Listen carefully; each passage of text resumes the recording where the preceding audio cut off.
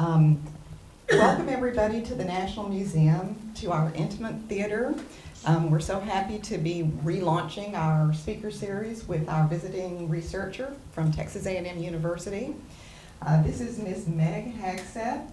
She's got her master's now in the Nautical Archaeology program at Texas A&M University, and she's now working on her PhD. She's got a real specialty and interest in maritime trade in sea turtles.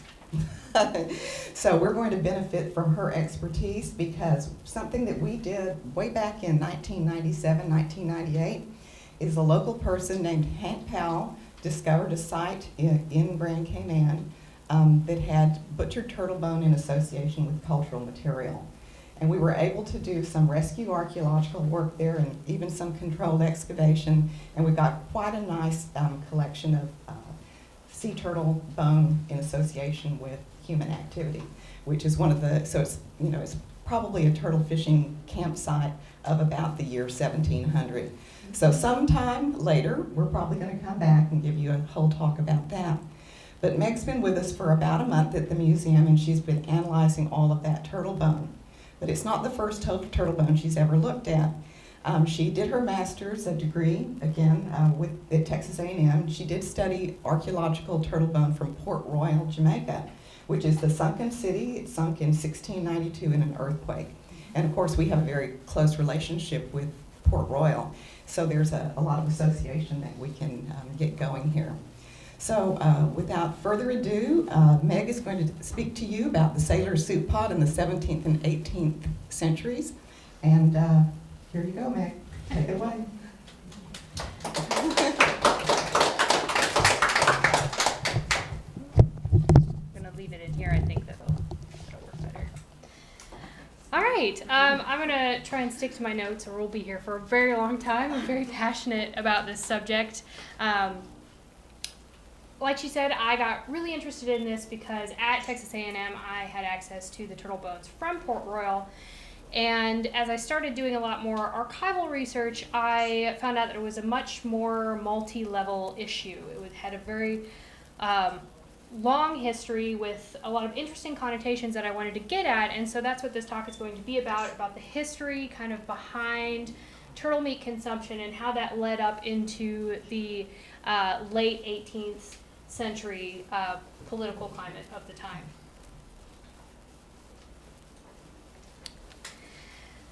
So the West Indies green sea turtle have found themselves listed among the gastronomic pleasures enjoyed by the English since William Dampier talked about it very early on. He talked about their meat being very, very sweet, like a very young pullet.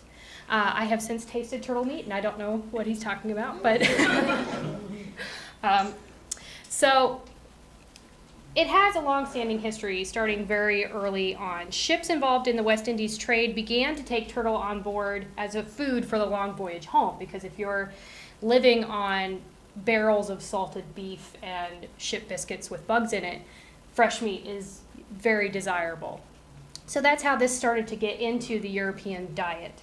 Thomas Gage, who was an English Jesuit, had a journal that he kept in 1648, and he just talks about exactly how common it was for ships of a lot of different nationalities to take on turtle for the voyage home, and it was so common, in fact, that he called it the beef of the marine. Again, salted beef was one of the main staples of shipboard diet at the time. There are also letters from captains to Navy commissioners from 1661 to 1668 that describe the necessity of turtle meat to fuel the crews for eastbound ships. And turtle is particularly well suited for the shipboard diet because as a single large turtle could feed the entire crew. So it was something that was very desirable to take on board compared to other food sources that they could take on. In addition to just the fact that one large turtle can feed a lot of people, you could also keep it alive on the ship. So you could have fresh meat whenever you needed it, as opposed to having to butcher it and cure it or dry it or salt it for the long voyage home. And for a while, they believed they were really easy to take care of. For the next next 200 years or so, the Europeans are going to believe that sea turtles don't eat anything other than saltwater. So they thought they were really easy to transport. You just had to give them a liter of salt water every day, and that should get them to your home port. It did get them to the home port, but much worse for the wear. There are a couple of journals that talk about travelers who then from London came to Jamaica and tasted the turtle here, and they're like, what are we eating at home? It's so old and leathery, and it was because they're malnourished by the time they get to London. So this image here is from the 1800s, and you can see here they've gone along the beach flipping turtle on their backs so that they can go along and pick them up at their convenience and cart them away to take them to their ship. Now, something important to notice when I'm talk about a lot of this different artwork, a lot of it was done by people who've never seen turtles. So determining species from this artwork is very problematic, and you're going to see some really weird ones coming up in addition to a group of people who are going to be eating leatherbacks, which are not terribly tasty. So at this time, in the late 17th century, mid to late 17th century, in English Jamaican society, the hierarchy of meats placed livestock and dried meat at the apex because that was European, that was English. You wanted things from home that was more prestigious than local foods. Underneath that was followed by rare cattle and swine, things that the Spanish had brought and left off early on. And then at the bottom of that was turtle meat at the very beginning. And this is going to change later on, and we'll talk about that change. But initially, it was considered a low-class food, and there are Spanish slave traders' account books from 1626 to 1634 that show turtle meat listed among the provisions bought for the slave supplies.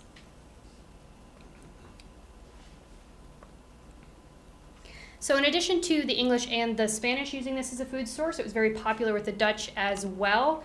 De Laat, who was on a Dutch ship in the 1650s, talked about the turtles actually from Little Cayman. He said, the turtles are mostly on the westernmost island, which is Little Cayman, so that men can often come by 1,000 or 2,000, and some so large that 20 to 30 men have enough to eat, and they taste like cattle flesh. This will be a recurring theme, the idea that they taste like either cattle or chicken.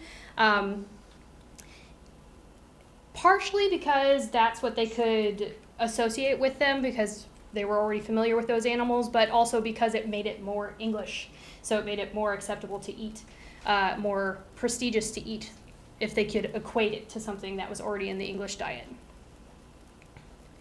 So all in all, Europeans found turtles to be a really great food source for resupplying ships. Not only was sea turtle meat a good source of calories and a diversion from the hard ship tack full of bugs and salted beef or pork, sea turtle meat was also thought to possess several medicinal qualities beneficial to sailors. So during Captain Wallis's voyage around the world, which is a bit later, it's 1766 to 1768, the crew of the HMS Dolphin became sick, and his first attempt to mitigate the sickness was to stop and weigh anchor and purchase turtle meat from local inhabitants so that he could get his crew to being better, because there was this idea that sea turtle meat was invigorating and helped you get over illness, quite a few illnesses.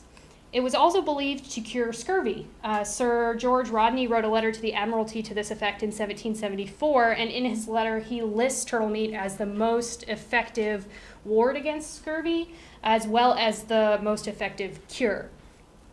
This doesn't really have much basis in reality. It is important to note that any addition of fresh meat can help mitigate the effects of scurvy, just because of the vitamins involved before you salt and cure it. Fresh meat can help, but it can't cure it by itself. But if your crew is doing slightly poorly and all of a sudden you take on a bunch of turtle meat that's fresh and you consume that and your crew perks up a bit, that's how this idea that turtle can prevent scurvy kind of took off. And from there, a lot of sailors just kind of ascribed a lot of different medicinal properties. They believed that it could cure pox, consumption, and even jaundice. If you drank the blood of if you were a man and you drank the blood of a male turtle, that supposedly could cure your jaundice. So They didn't really have any basis in reality, but if you're looking at people who have a poor diet to begin with and they're getting some better nutrition in general, it is going to help. So that's how that all kind of started. So now that the Europeans have decided that sea turtle is going to be a really vital supply for them to take back on ships, they have to go about acquiring them. And there were a couple of different methods. One of the easiest was just to buy them from local inhabitants. And Christopher Columbus observed the practice of the Mosquito Indians using a remora fish to hunt for turtles. So it was a semi-domesticated remora fish. And what he saw was that the remoras would latch onto the turtle shell, and then the hunters would haul both the fish and the prey into the boats, which is an interesting account that I had never come across before. Interesting way of acquiring turtle. Another more commonly known method is what you're seeing in this image here, which is called turtle striking. One of the best references for this practice was described by Captain Cook in his journal, and he describes it like this. He says, "To strike the turtle, the peg is fixed into the socket, and when it has entered the turtle's body, it is retained there by a barb. The staff then flies off and serves for a float to trace their victims in the water. It assists also to tire him till they can overtake him with their canoes and haul him on shore." And so that's what you see in this image here. You can see this line right here is attached to the end of the spear. There's no barb in this particular wood print. Maybe because the artist was not terribly familiar. I mean, if you're reading a description of this sort of thing, and it also may be represented by the slight swelling of the end of the spear tip here. But that's what you're seeing here is he's going to spear the turtle, and then this will be the float, and then they'll follow him with the line on the back. Now, a very, very common method for acquiring turtles by Europeans themselves was referred to as turtle flipping, and it is what it sounds like. They would wait for the nesting season to come around, and they wait for turtles to come up on shore, and then they would go and flip them over onto their backs, as many as they could get, and then that allowed them to go back later in the morning and go grab them at their leisure, which was a particularly easy way they found for catching turtle. And there are two sources for this method that describe it in depth, and one is Henry Pittman, who was a surgeon who wrote his kind of expose because he had ended up in a bad piratical crowd and he was trying to absolve himself, so he's writing an account of what happened to him and saying it wasn't his fault. But he talks about this method of capturing sea turtles, as does Richard Ligon in 1657. Now, turtles acquired that way generally had a straight carapace length of around 100 centimeters from the accounts that I've found, but I'd like to do a little more research into turtle physiology and the likelihood of that actually being the size. But it is kind of consistent with the turtle bone remains that I have been studying. And here's just another image of them flipping the turtle here with two staffs.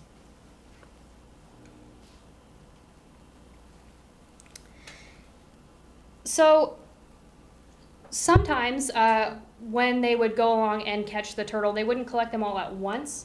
Henry Pittman talks about how they would go and flip quite a few of them on the shore because the ship was staying there for a while.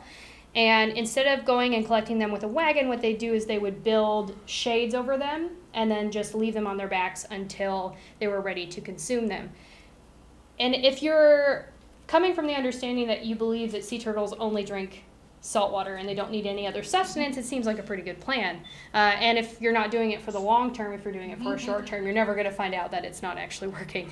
So for their purposes, it did in fact work. And then here is, this is a later painting where the artist was slightly confused about how to depict sea turtle. And this is a group of sailors that are taking a lot of them back to the ship.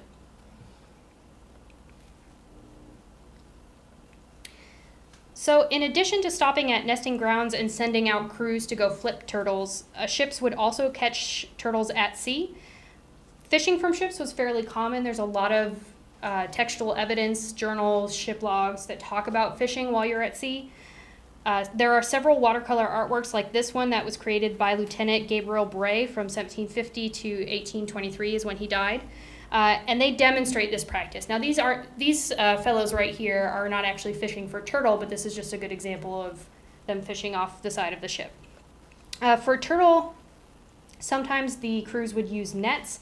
In his historical account of all voyages around the world, published in 1773, Henry David described Captain Carteret's use of nets from his ship to catch turtles while off the coast of Wallis Island.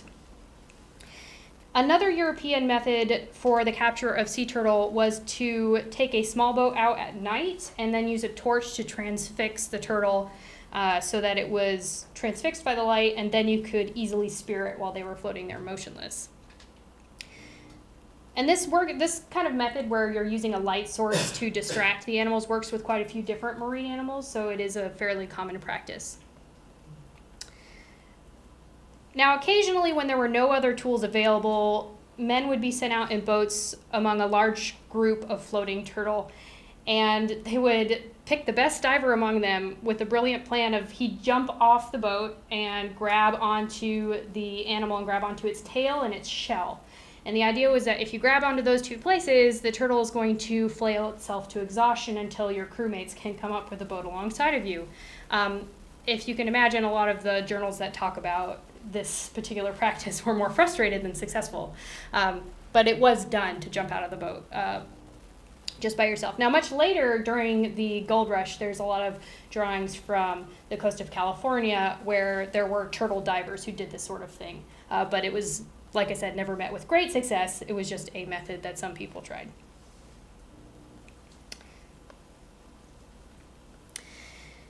So that brings us to actually cooking the animal. So once you get a hold of the turtle and you have that meat source, now you need to prepare it, and that's where a lot of my archaeological analysis has come into play. So the bone that I looked at came from Port Royal, and in case you're not familiar, in 1655, the English take control of Jamaica from the Spanish, and then in 1692 is the fateful earthquake. And the earthquake reduced the area from 52 acres to 18. So if you're looking at this map here, the green little bit in here is the post-earthquake shorelines, and the blue was the pre-earthquake shoreline. The red is the present day, so where it's at right now. But if you can see, it's quite a drastic change. And if you read accounts, it's very Sodom and Gomorrah-esque, the tone of those reports about just the drastic demolition of the city during this event. In 1956, there was some archaeological inquiry at the site, nothing too in-depth, and there aren't a lot of reports from those initial attempts. And then in 1981 to 1990, Texas A&M partnered with the Institute of Nautical Archaeology, began excavations under the direction of Dr. Donnie Hamilton to particularly look at the intersection of Queen Street and Lime Street. So right here, these two blocks are where they did their excavations, and that's where the turtle bone that I looked at came from. So this is a map that I generated from the data, the locational data from all of the sea turtle remains, and they're very much clustered around this structure right here, which is thought to have had a tavern in it. So when you are looking at a tavern site plus turtle bones, the most likely thing that you're looking at is turtle soup. And in fact, that was exactly the pattern that I found in the butchery marks on the sea turtle bones. So just for reference, this is a sea turtle skeleton, so you can kind of see where the bones are. And this is a humerus, so the front fin, the forefin is what we're looking at here. And a couple of interesting things here. The first interesting thing is that this pattern where they're cutting off the humerus here, so this is the end, the fin would come out this way, and they're leaving this middle bit, which is the deltoid crest, and then the humeral head is being chopped off, and then they're chopping off the medial process. This is a pattern that you find in cattle butchery.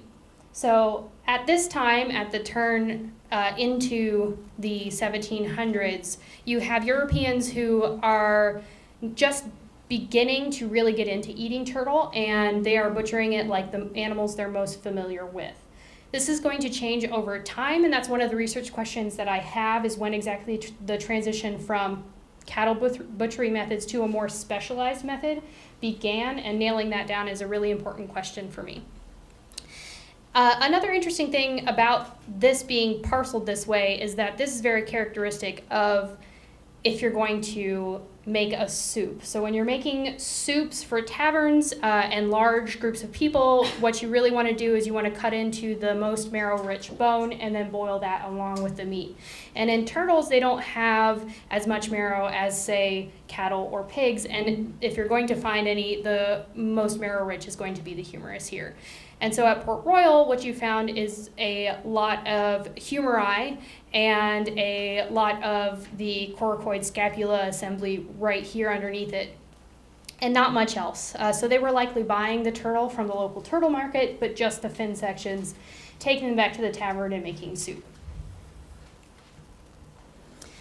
So in comparison to that, the site that Dr. Leschker-Detton mentioned earlier was the turtle bone site from either very, very late in the 1600s or very, very early 1700s. And this is a completely different pattern. So at this site, there are a lot of whole bones with very minimal butchery marks. But an interesting thing we do have is this charred plastron, and the plastron is the belly plate of the turtle. And that's evidence that they were roasting turtle here. There are some textual evidence to talk about this type of method of cooking, so it was really exciting to find evidence of that at this site.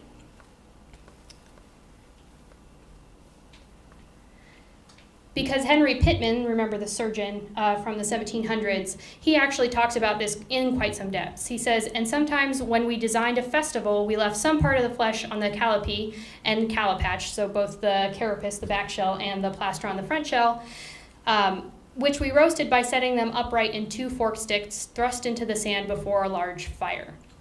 So that's exactly what was found at this site, was that sort of roasting pattern. And there was also some differential burning patterns. So some of the plastron was more charred or less charred than other parts of it, which is very characteristic of having roasted it over a fire, so some parts are closer to it than others.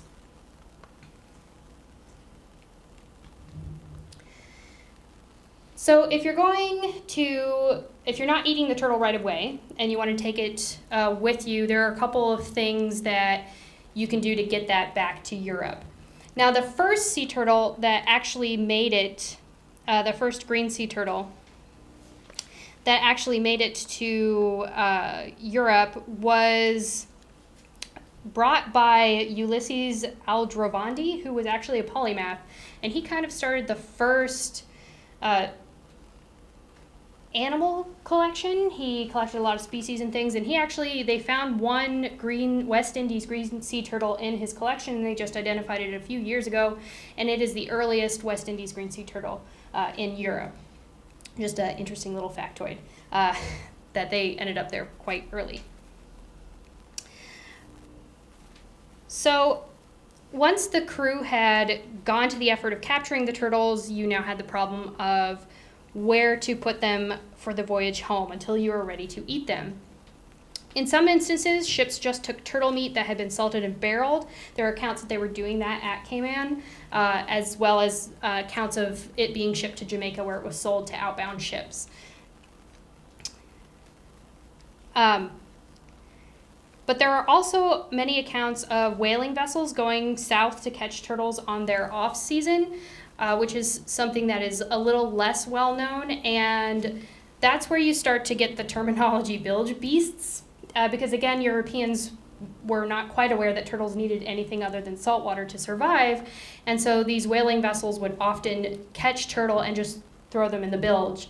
Now, turtle, unlike cattle or swine, tend to have the flavor of their meat changed based on their own diet. So I can imagine that the turtle that was eaten on whaling vessels was not at all tasty because the bilge is where all of the undesirable trash collected. So if that's what they were eating, I can imagine they weren't terribly delicious. Now, the images over here on the right were produced in a magazine called The Graphic, and actually from a much later issue than the time period I'm looking at. These were in an issue from October 4th, 1879. But it does kind of demonstrate how turtle enclosures were jerry-rigged on ships for the eastbound voyage across the Atlantic. And this is on the HMS Yuma. And so here, what they've done, this is, the mast is over here, and this is actually the yard for the sail. And there's a block that you use to manipulate the sails, and they've just, at the moment, appropriated it to hoist sea turtles up and over into the ship. And in addition to that, they did a couple of different ways of storing them, at least on the HMS Yuma, as we have from this image right here. They did make an enclosure at the front of the poop deck, and so they would just leave them to crawl around at the front. And the idea was that when you got water washing over the edges, that would be their, enough sustenance for the day so that you could keep them alive. Another method, which is very famous from a lot of Key Largo photographs. I don't know if you've ever seen the Florida Heritage Project. They have a lot of really great photographs on the transportation of turtle, but another method would just to turn them over on their backs, because this is a lot more convenient if they can't run around and get in your way. And then here, this lovely gentleman is giving this turtle its well-deserved seawater sustenance. So that's how they got introduced to sea turtle, how they captured them, how they cooked them, and how they transported them. But this is all within the maritime community, and it's a much larger issue because they were trading these as well as using them for shipboard supplies. And so there is an interesting paradigm that develops, particularly in Britain in the 18th century. So right around the mid-18th century, European high society got a taste for green sea turtle that would lead to an explosion of new cultural and political paradigms. So it did take a while for green sea turtles to get to London because they were so tasty that the crews often ate them before they got there. So eventually they didn't get to one, and it ended up in a market in London, and then people were hooked. So right at the mid-18th century, so around the 1730s to 50s, there were newspaper announcements about elaborate feasts given by nobility. For turtles, this silver soup tureen was made by a French artist for a British client, just for these giant turtle feasts, which had become a symbol of social prestige.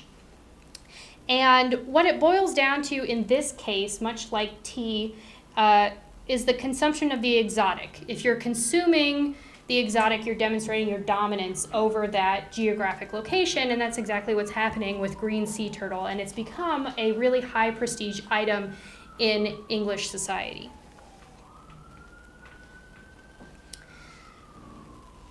So to kind of put a context around the social prestige of turtle in the 18th century, in 1743, there are club minutes for the Royal Society Club, which talks about the donors of turtles becoming honorary members of the Royal Club Society.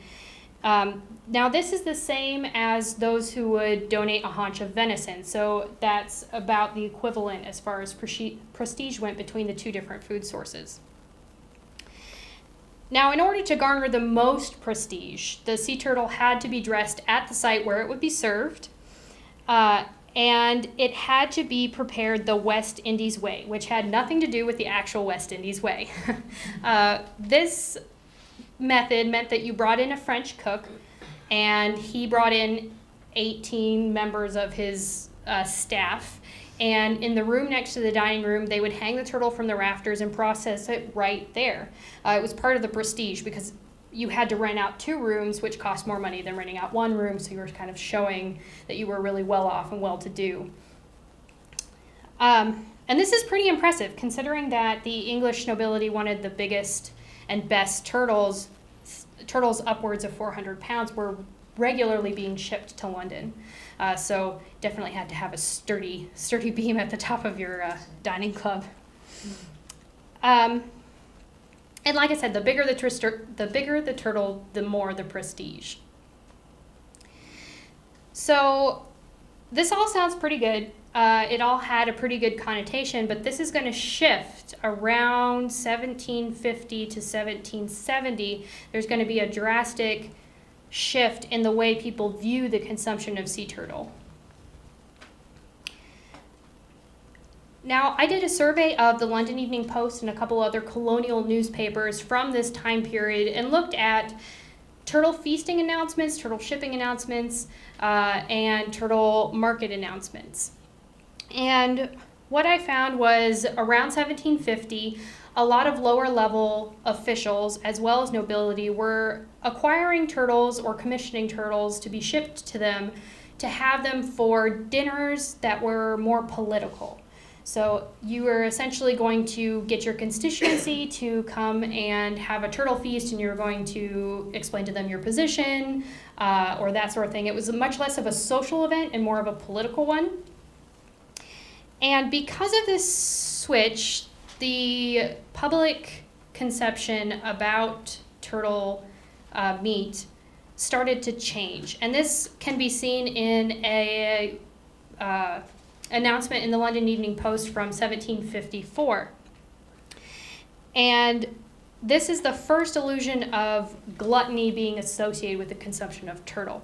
So in March, the London Evening Post ran the following newspaper announcement. They said, Wednesday last died of stroke as he was eating very hearty of turtle, Mr. Joseph Bacon, which is not a real word or a real name. It's just, this was kind of an allegorical kind of piece, editorial piece. This man the week before had eaten 2 shoulders of mutton for a wager of 100 guineas between himself and one of the same trade. So this is the first appearance of someone saying that, well, of course he died of stroke, he was eating turtle. And turtle is now starting to be associated with gluttony and disregard for duty.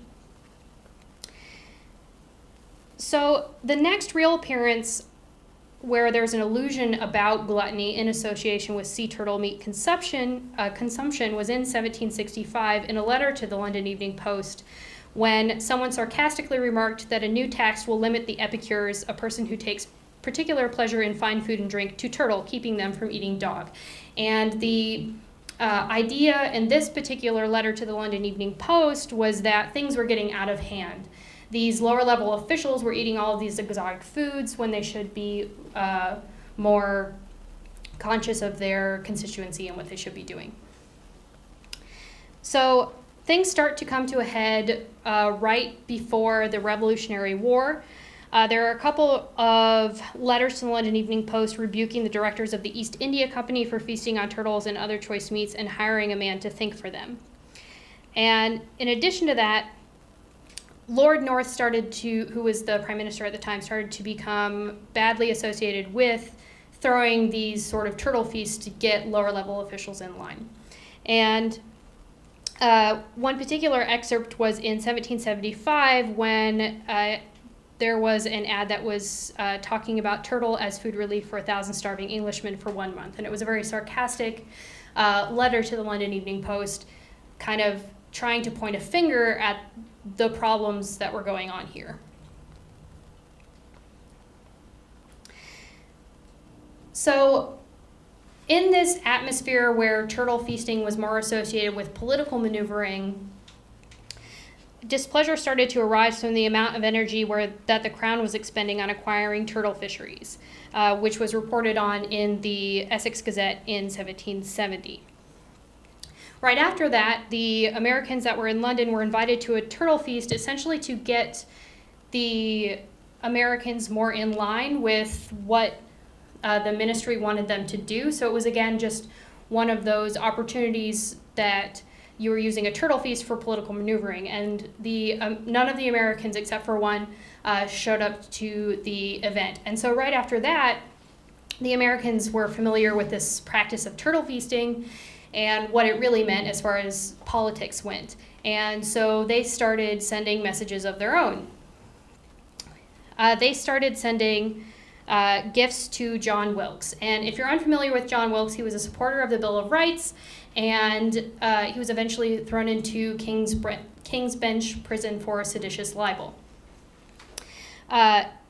So he started getting gifts of sea turtles from unnamed West Indies captains. And these were actually being sent on behalf of politicians in the colonies to John Wilkes as a kind of a nod to his support of the Bill of Rights. One interesting gift that he received during his tenure at King's Bench Prison was a gift from another generic West Indies captain, which was 2 sea turtles, one which weighed 45 pounds and one which weighed 47 pounds. This is very small for turtles if you're going to ship them all the way across the Atlantic, and if prestige is tied to the size of the turtle, it seems really odd that you'd send 2 that were that small. Well, it actually turns out that 45 plus 47 added together make 92. And 92 just happened to have been the number of Massachusetts patriotic, it was Massachusetts patriotic number because that was the number of members of the House of Representatives that voted against a proposal to rescind the circular letter of 1768. So it was a political message that they were sending him these 2 very small turtles. And then right after that, the Americans start running newspaper announcements that they had sent parts of their navy to go capture turtling sloops in the West Indies, particularly looking for turtles that were commissioned by Lord North. So when you were commissioning a turtle, your name would be carved into the shell so that when it got to London, you were assured that you had the one that you paid for. And so they were going out looking for these turtling sloops specifically to get Lord North's turtles, and then they would run ads that they'd sent them to the President of Congress or John Hancock. And in addition to that, while the English were preparing the turtle in these very elaborate ways with these French cooks, they were doing turtle fin steak, several different types of turtle soup. The Americans just started barbecuing it. Very characteristic. So that the differences in preparation was more of a response to this political climate than for, which way the turtle would taste best.